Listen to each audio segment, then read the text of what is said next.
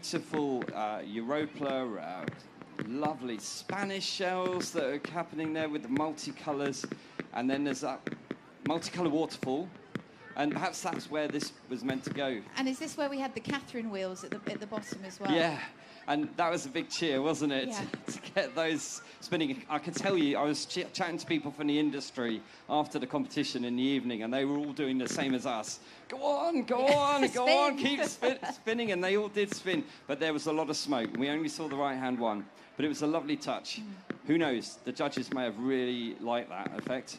And then this skyburst, we've got lovely blue and red ring effects and some swimming effects down below and some spinners and silver spinners and some noisy ones there. And this is the kind of farfallus effect. Not strictly that one, but it's very similar. This is the shapes that were the wiggling shapes. Yes. Yes. Yeah, it's the means butterfly. And yeah, it's a lovely shape. If you get a very high quality shell like that, then you will, they look really, really nice. And then up in the sky, here we've got green and lots of red lightning effects, probably made in the UK, quite possibly. There is a company that makes the red lightning shells here. And then we've got a big blue peony with a red strobe pistol going off ahead and some ring shells. And there's a heart, and Skyburst, he did the cat face. I was just going to say, something there looked a bit like an attempt at a smiley face. Well, we looked in the edit at this, and we think we found it. There's the cat face. Look, there's the whiskers. There's the whiskers. There's the pointy ears. We found it.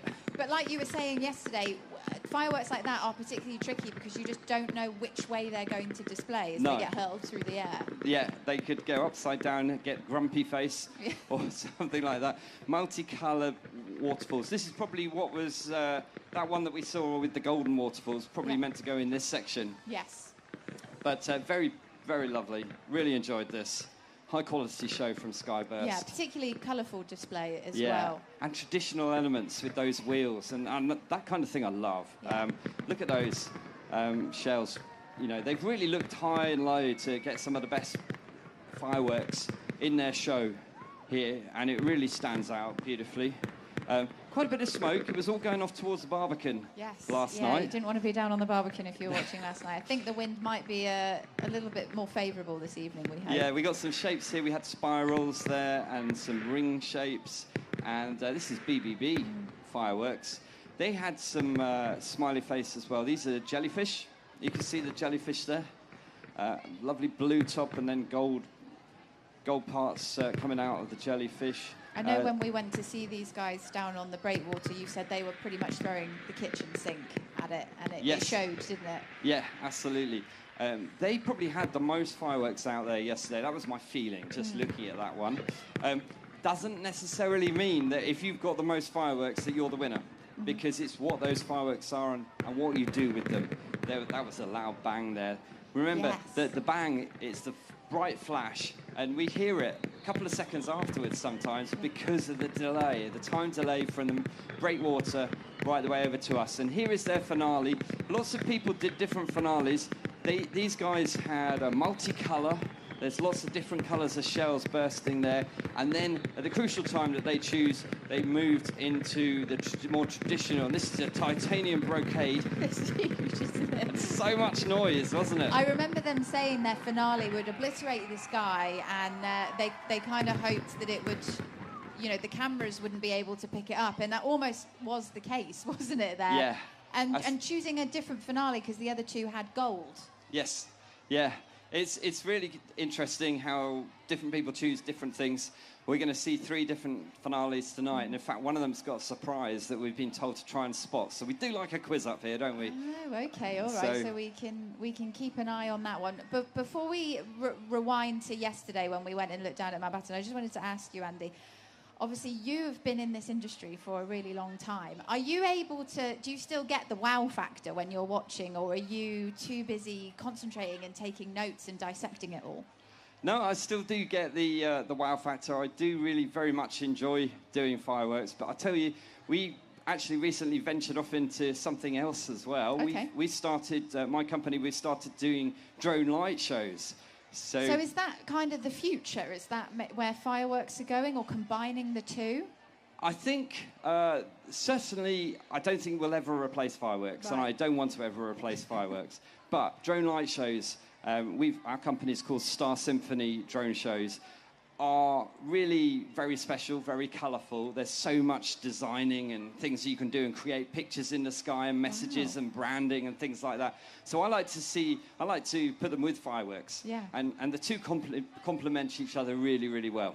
Oh, well, we'll have to watch this space in the future then. But right now, of course, we are still very much firmly the British Firework Championships. Yes. So we better go back and see how it all starts. We know what it looks like when it's up in the sky, but some people may not know what it looks like behind the scenes before it's all set off. So Andy and I headed down to take a look yesterday.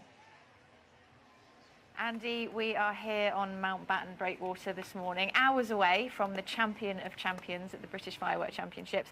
And this is what it looks like before thousands of fireworks are set off.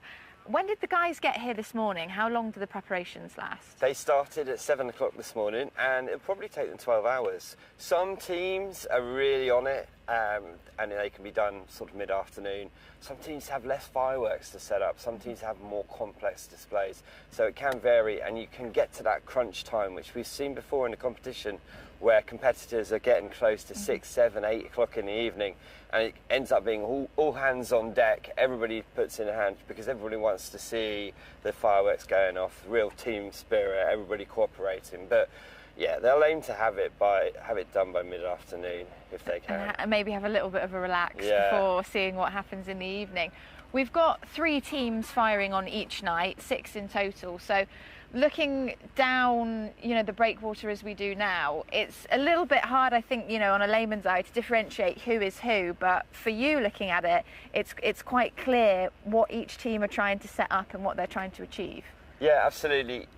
Different teams will have a different strategy. Some teams may go for sheer volume of fireworks and the number.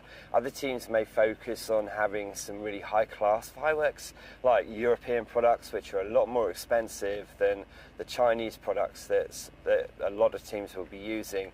And the thing for us, looking when we do setting these things up, is trying to sort of see what their strategy is, how it might turn out on the night, but you never know.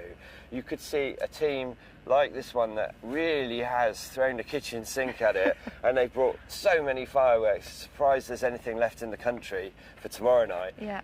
Or you could have a team that's got real technical and real precision, but we don't know until we start firing it. Let's get into the nitty-gritty of the shells themselves then, Andy, because they've got to be fired out of these tubes, which are all of various different sizes, to accommodate the various different size shells we've got. And you've lucked out, this is one of the biggest ones we're going to be seeing? Yeah, this is the biggest size that we have down here at Plymouth, and it's because if it was to burst on the ground, the stars need to be able to fall short of any of the buildings or any of the fallout zone that's built around to keep people safe. And 8-inch shells like this one, and this is a lovely Spanish shell, a shell of shells with salute one time. If they were going to fire one of these, it's probably a finale shell. Okay. It's probably one that's going to be really, really special that we'll see towards the end of the show. This is when we get that huge bang, like a big hour. Yeah, absolutely. But this one has got 1.6 kilos of powder in it, and just one firework going off. And you look at that, I mean, it's about the same size as your head, isn't it? I think it is. It's really big firework. That was BBB, who are firing third on night 1. And I have to say, for me personally, looking around, some of the tubes, some of the setups look a bit similar. I'm not able to tell the difference, but I know this is something we haven't yet looked at, which is from Skyburst. Yeah, these are Roman candles. Okay. So this is an actual Roman candle. These ones are made by a company called Europa, a Spanish company. These particular candles have whistles with silver tails. It's a 45mm size. It's a repeater, if you like, so it fires the same effect time after time. And this one in particular has 10 shots. And what we need to look out for with Roman candles is the quality of the candle, because if you've got each of these tubes putting out 10 different shots, what you want is you want them to all fire simultaneously and keep firing simultaneously right from their first shot to their 10th. Okay. What you don't want is for them to get the timing out and then having a bit of a starting good, nice and even, going up, but then ending up with a mishmash. And what you expect with a high quality product like this is that the timing should be good. We can look out for that tonight when these repeaters are going off. Let's talk finales then to wrap up. Everyone's got their own style, as we've seen from looking down, but we're kind of used to seeing these huge brocade displays. Is there a surefire way to guarantee a good finale, or is there room for a bit of creativity? I think you want something that gets bigger and bigger and builds and really takes the audience with it, and then just fills the sky, absolutely fill the sky with fireworks. And most of the teams will do that with a gold effect that we call brocade. We will see brocades throughout all 6 shows, I can guarantee it. They'll add in noise and perhaps some flashing effects and perhaps a little bit of colour. When my team did it all those years ago, we had brocade and blue, which looked beautiful. Blue's a really hard colour to make as well, isn't it? It is, yeah. Absolutely is. But if you've got a good blue, then use it, absolutely. But we can have strobe and everything. It's impossible to tell what they're going to do from their brocade unless they tell us. And some of the teams have told us what they're doing, so as each show goes through, we can sort of preview what to look out for. But you're saying the bigger the better for the finale is the way that these teams are going to want to win. The classic Plymouth brocade finale has won for many teams over the years, so that would be, I think it would be really tough to not choose that if I was competing. Well, there we have it. Months of preparation, hours of planning here on the breakwater, and it will all come to fruition over the next couple of nights. So join us for the British Firework Championships as they get ready to unfold. Yeah, there are some big shells out there over on the breakwater, as we saw in that VT. Here's another one here. That's me holding the one that's about the same size as my head. I'm pleased to say this one, not the same size as my head, but it just goes to show the scale of the explosives, the fireworks we've got out there. What's this one, Andy? That is a 48-inch shell, okay? So that's 4 foot across. And that's an absolutely massive one. You would have to be a really long distance away from that when it goes up. I don't think we can quite fit that one in on the breakwater for health and safety reasons, can we? But I'm sure it would be interesting to see it go off. Speaking of the breakwater, you, of course, it will be interesting for people to know there are moments where you look like you're concentrating very hard. It's because you're wired in to your man over there on the breakwater. How does that system work? Yeah, absolutely. As ever, we have our man Anthony Green out on the breakwater. He's in amongst the teams and working alongside the adjudicator Charlotte Winship from the Event Services Association, and he's giving us all the updates and all the gossip so that we can hear about what's going on. And I can tell you the latest update from Anthony is that the King's Harbour Master has given the green light for Team 1 to go ahead. So the King's Harbour Master and the team of water marshals and police, they give the green light to Event Control, who gives the green light to Charlotte on the breakwater. Yeah, fabulous. Okay, it seems like it's going to plan. Let's hear from our first team then, Selstar Fireworks, and we'll talk about them afterwards. Here they are. Hi, I'm Steve Harriott from Selstar Fireworks. We are the defending champion of champions, looking to retain our title. We have some outstanding effects from Italy, Spain and China, with some points to look out for: smoke shells, some illuminating kaleidoscopes of colour, and a finale which is illuminating. Keen to point out they are the reigning champion of champions, and rightly so. You'd want to make sure everyone remembers that. 30th anniversary this year, so again, another reason for them to put on a big show. Yeah, they have really gone to town with this one. They are trying to retain their title, and you know, they will be keeping fingers crossed that their show fires exactly to plan. Of course, they are experts. They've worked internationally. They know how to put on a big display, and that's what they've done for us. There are 2,941 cues in this display. So one cue is one firing, but it could even, there might be more than one firework attached to a cue. So that's a lot for the firing system. There are 1,471 shells. So those are the big ball-like fireworks like you were holding just then that fire up into the air and burst like a cannonball. There are 1,324 single shots. So those are the fireworks that we saw in the tubes in the little arrays that fan backwards and forwards. They've got barrages, candles, and slices. But there's some really interesting things here in this show. First of all, they're going to start with a technical sequence with coloured single shots, which are going to be creating kaleidoscope patterns. So we all remember a kaleidoscope sometimes when we were a young child looking through that. So they're going to be making kaleidoscope patterns in the sky. They have a carpet of pastel flares on the water. Oh, wow. So they're going to be floating fireworks on the water. And for any firework geeks, apparently they have the last remaining Lido new type colour crossette shells in the country. So everybody will know that that is a beautiful pastel-coloured crossette-style effect up in the sky. So we'll look out for those. I'm sorry, when you say last remaining, as in once they go off this evening, nobody else has got them in their displays. That's right. Lido is a really famous Chinese factory, and they're just not making them anymore. Oh, wow. Okay, so this could be, a particularly one-off. Yes. All right, and the thing that I think we should all look out for, coloured smoke effects. Coloured smoke effects. You think about that. Smoke is a nighttime thing. This is a nighttime show. How are we going to see the smoke? So how are they going to light up the coloured smoke? Normally you wouldn't see. You'd need to see coloured smoke in the daylight. So I think we need to look out very carefully and see how that works. I'm sure the people on the Barbican will be very interested to see how the coloured smoke's going to work out after yesterday. And finally, a sequence of layered red and white strobe. So those are the flashing stars replicating Smeaton's Tower, which is the fantastic lighthouse that we have with us literally 100 yards over there on Plymouth Home. I like a little personal touch. That's nice. Yes, so we've got to look out for all of those. But as I was saying, it requires everything to come together. They will have been designing this show.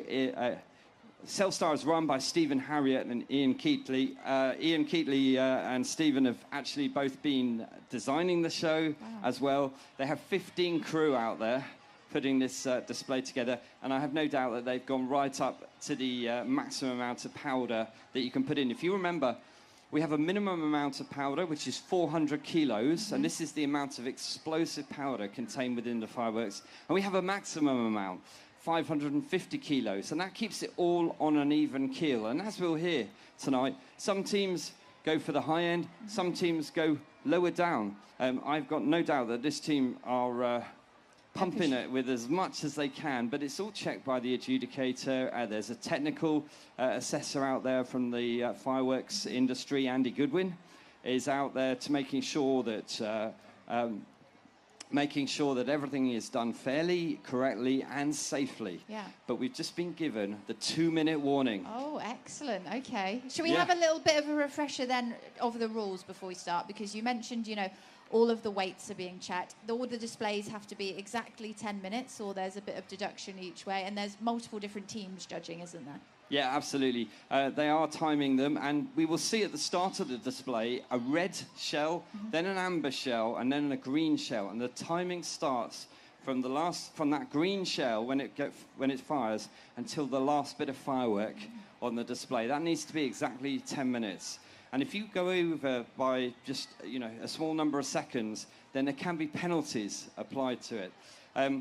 We've got a whole big panel of judges looking for all different things, and they're actually judging from Tinside Lido, watching across the water. I've been down there this afternoon. They've tables set up with a white tablecloth and lots of seats, and they are literally getting ready to do it. And so they're out of the way of the smoke.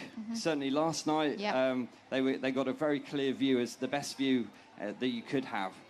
So great viewing location. Yeah, and that lay judges, of course, are looking for things like rhythm, wow factor. Of course, I suppose for anybody who is watching online at home, maybe worth getting the stopwatch out, seeing if you can time it exactly to 10 minutes, and you may have a bit of an insight as to who may end up being the winner. I think we're getting a bit closer now, Andy, aren't we? 30 seconds away, more or less? It's got to be something like that, hasn't it? And actually, I just remembered that they do also have some custom-made products that was made just for this competition in this show. Excellent. So I think this is the one to watch, but just to remember, that it could be anybody. But here's the countdown. All right. 8, 7, 6, 5, 4, 3, 2, 1. Selstar Fireworks.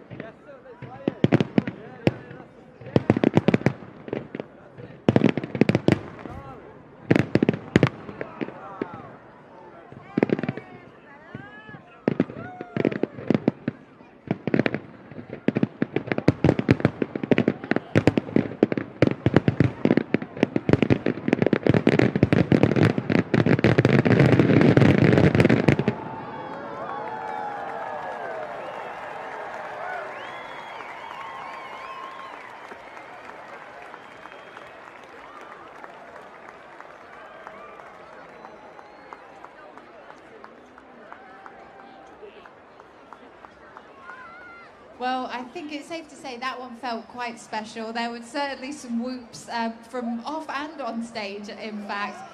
I mean, there were so many elements of that, but I think what was really nice is some of the bits that you pointed out, we were actually able to see, particularly the Smeaton's Tower, the stacking of the silver and the red, you know, all the way up. Lovely. That was breathtaking, absolutely breathtaking. That finale right at the end was just incredible, wasn't it?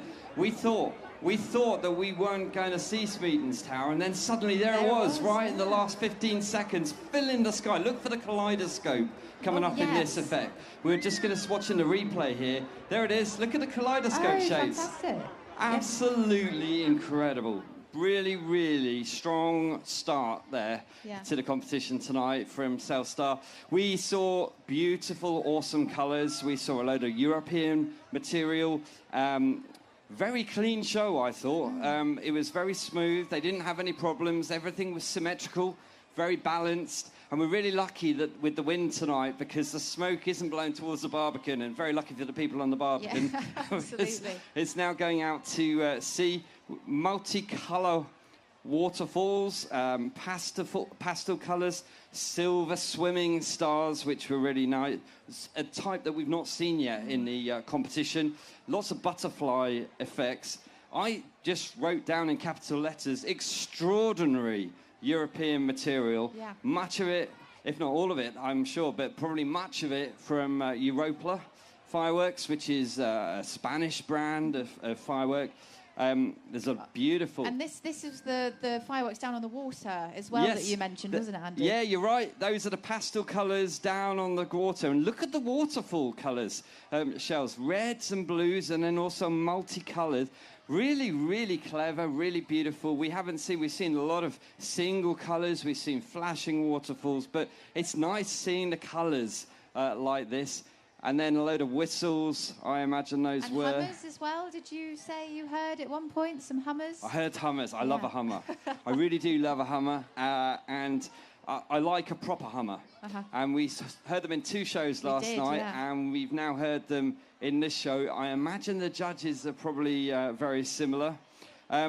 Also, we saw that coloured smoke sequence. We did. And that was very special. You didn't know what to look for, and actually you spotted it. Yeah, well, I mean, also, luckily the weather conditions are almost perfect tonight. It didn't end up blowing away. But the way they were able to execute that, and I suppose one of the things that I noticed is, you know, a layperson, was how there was a lot going on down at the bottom of the breakwater that really complemented the shells that were being fired way up in the sky, whether that be, you know, the smoke, or is it the pillar mines as well? Yeah, the pillar mines. I've just heard from Anthony Green on the breakwater that Selstar are very happy with the way that they show should be. Yeah, no, absolutely. I think, you know, when we saw the smokes, the way that they actually made the coloured smokes, the red and the blue smoke, was they had silver flashing behind it, like we've talked about with the multi-flash. And do you remember seeing those new colour crossettes? Yeah, so these were the really special ones, weren't they? Yeah, the last remaining batch, and they performed really, really well. Towards the end of the show, the last few minutes of it, lit up. Actually, those floating ones that we saw on the water earlier were probably from the same factory as well, but they were all really, really good. And we also saw some ghost shells as well. Ghost shells that create a pattern in the sky, and that pattern kind of moves through the firework and then disappears. It's very, very clever, very difficult. It really takes a lot of time and effort to make each of those stars so that they work in time. Yeah, well, I suppose when you think about it, a 10-minute display is quite a chunk of time, and to be able to execute a display that's able to keep everybody's attention and, you know, and then build into a finale so that you keep the excitement level going up. They certainly did that here, didn't they, with their finale? Yeah, they did. It was just a wow moment. That was an absolute classic Plymouth finale, probably one of the best that I've seen here for years. Wow. They filled the sky so evenly with the golden brocade. We all came away from... in fact, I've just got another update. Yeah, I can tell when you... It's almost like you go into a psychic trance when you're getting these updates. So remember last night we had one water vessel infiltrate the safety zone, and that delayed the competition. And whilst the police got them out, we've got 2 in there at the moment. Not learned their lesson then. The harbour master and the police are now escorting them out, so that delays us. They were armed. Team 2, their firing system was armed. Yeah. They're now on hold. So does that mean they have to unarm their firing system when you have a situation like that? I think they just keep their finger away from the fire button. Yeah, so it's very sensible. I mean, especially when you look at some of the fireworks that we saw during that display, how far-reaching they're able to go. I know the 8-inch shells are the largest that we can have here down on the breakwater, but God, they do go some distance when they're done right. Yeah, they do. They do. They were traveling. There's the smokes there. The smoke, yes. Look at the red and the blue, and we've just gone back green in the harbour, so we're back on schedule. So we should be able to launch on time, which is good. Fabulous. I think we are a couple of minutes away still before we need to introduce the next team, so we're able just to keep looking at this. More colours. And you were saying it's the European fireworks that are really able to bring out a strong colour, which is something that Selstar have used here. Yeah, absolutely. This is a really strong range of different colours there. We've got magenta and fuchsia and orange there, and lots of different colours down below. I do believe, if I'm not mistaken, Selstar as well were responsible for the opening display at the London Eye on Millennium Eve. So there obviously does seem to be a bit of a reason why they've been winning Champion of Champions events and being invited back to this one, of course, because there's a bit of a history there of high quality performance. Yes, very much so. Very much so. Right, I think we should maybe start getting ready to introduce our second act of the evening, our second team. It's a tough act to follow, certainly. We have had a good start to night 2, but up next for you all is Fully Fused Fireworks. They are from Bedfordshire. Let's hear from them first, and then we'll chat a bit more, Andy, about what we can expect. Hello, I'm Jack Cotton, the display manager for Fully Fused Fireworks. We've got a great show lined up for you tonight. We focus quite a lot on variety and colour. We've got all the crowd favourites in there, the brocades, Comoros, the white multi-flash shells, but also we've got some more unique effects in there as well, such as the swimming star, rings and butterfly shells. So there's something in there for everybody really. Some of the fireworks are not just from China, so we brought them in from other parts around the world, such as Italy. And some of the white multi-flash shells are something to look out for tonight. There we go. That's what they're saying to look out for. You, of course, have been down and chatted to them, so you've probably got a little bit more intel that you can let everyone watching know what they should keep an eye out for. Yeah, they've got a team of 8 pyrotechnicians working on the show tonight. 1,076 cues. I think the last show had 2 and quite a lot.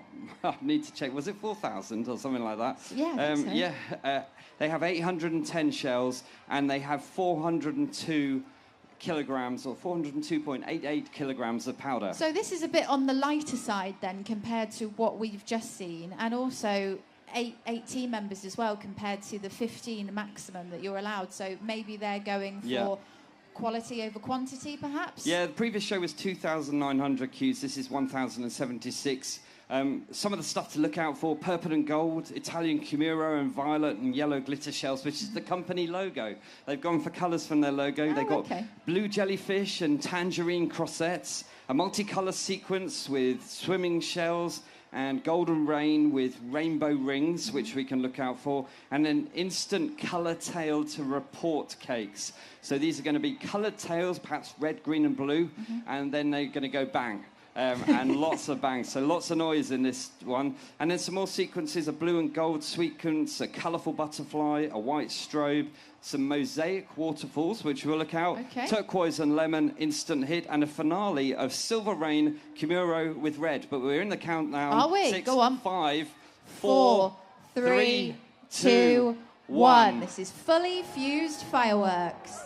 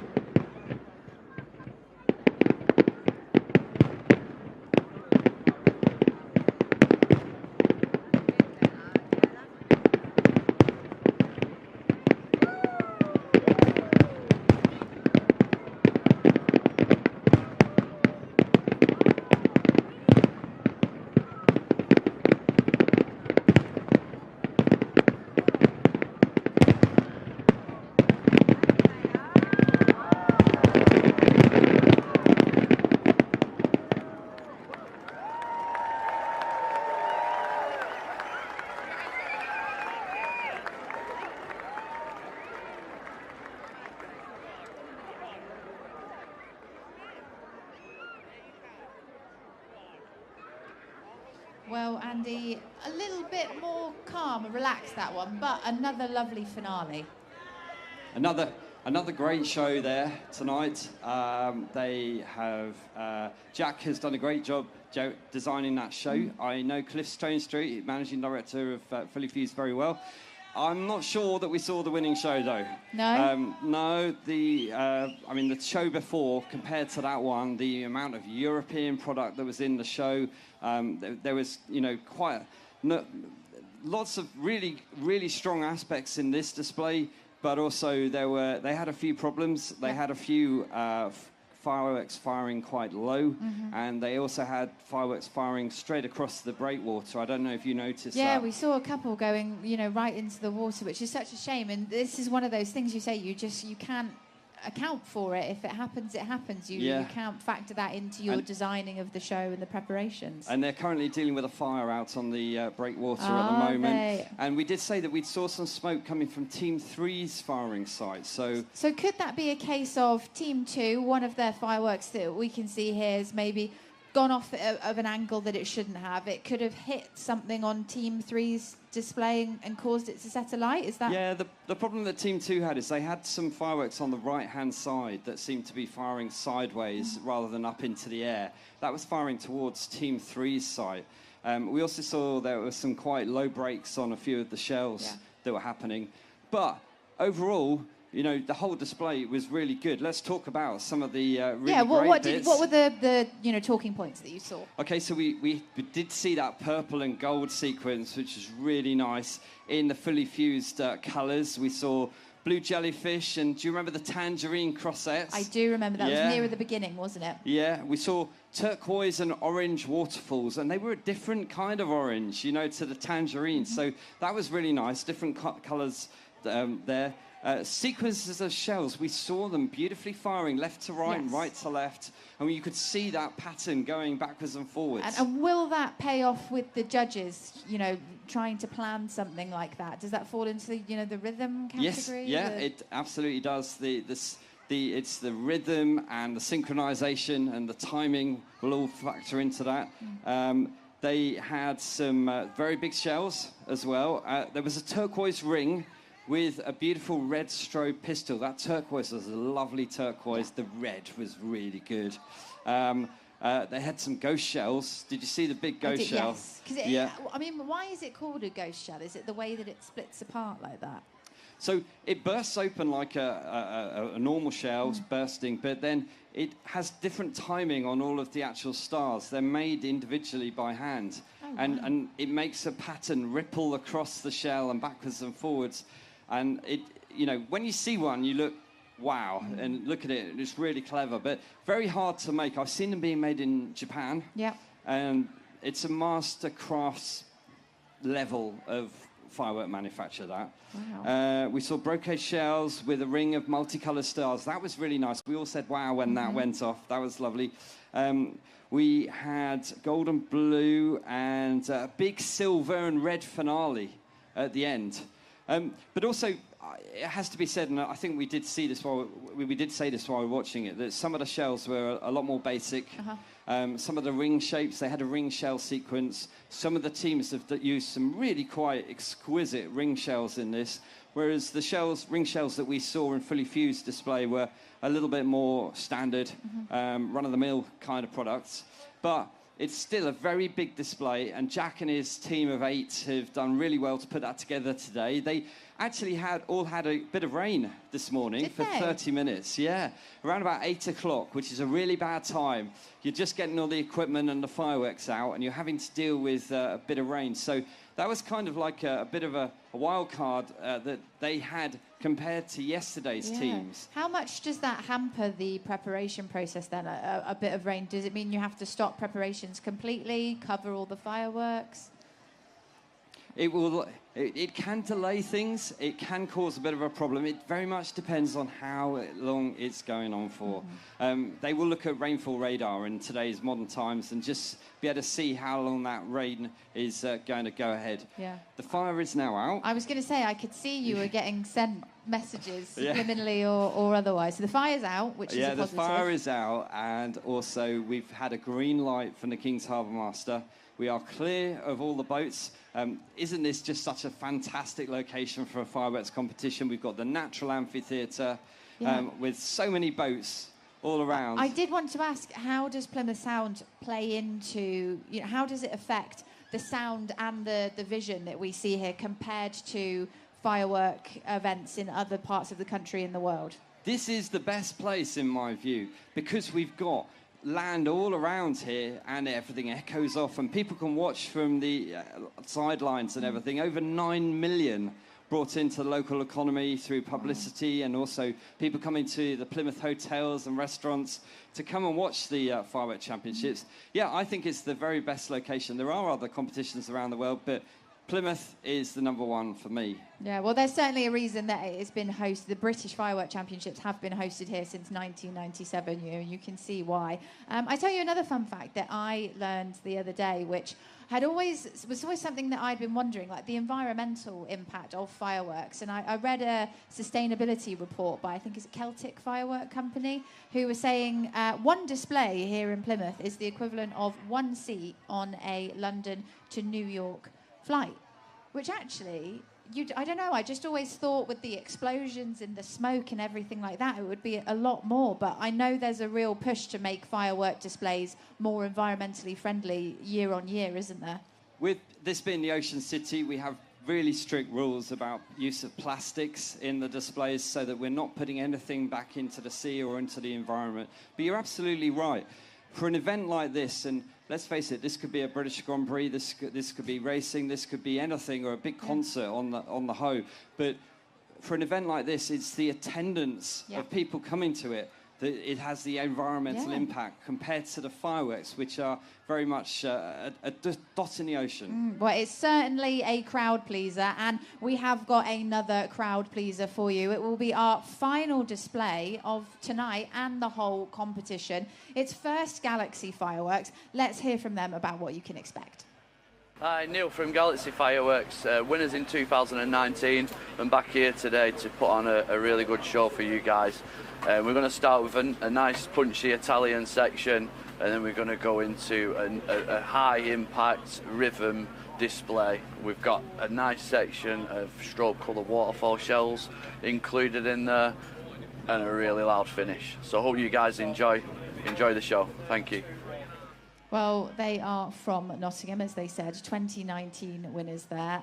Founded back in 1985, and they do over 400 displays annually. So, again, just one of many that they're putting on, but I think they are really going to kick this one out, aren't they, at the end of the night? Yeah, we've had an update from Anthony Green on the breakwater. We're into the 2-minute countdown at the moment. But, yeah, they've got 15 crew over there, over 1,300 single-shot fireworks. They are starting with some punchy Sampio mines in Lemon and Siren. And this is the Italian section. Yeah, absolutely. They got a pastel crossette section, a feeling of finesse and timing, is what they told me. Some Italian Vaculuzzo multi-break cylinder shells, fast-paced crackle multi-layer section, strobe waterfall sequence in 5 different coloured strobes, and that fall slowly, almost to the ground. And the finale is brocade with a twist. All right, we like a twist. I don't know what the twist is, but we're going to have a look. We have to look out for that brocade, the classic Plymouth brocade finale, and just find out what that twist is going to be. Well, it won't be very long until we find out, is it? We are rapidly approaching the countdown timer now. I do have to say, for everyone that's watching here live on the Hoe, the Brittany Ferry is just going past. So, I mean, imagine that for best seat in the house as you go past the firework display. Yeah, absolutely. I think when I went out there earlier, I saw the 2 shows, and there were 2 large shows. This is a big one. That first one won. But we're in the countdown. 6, 5, 4, 3, 2, 1. This is First Galaxy Fireworks.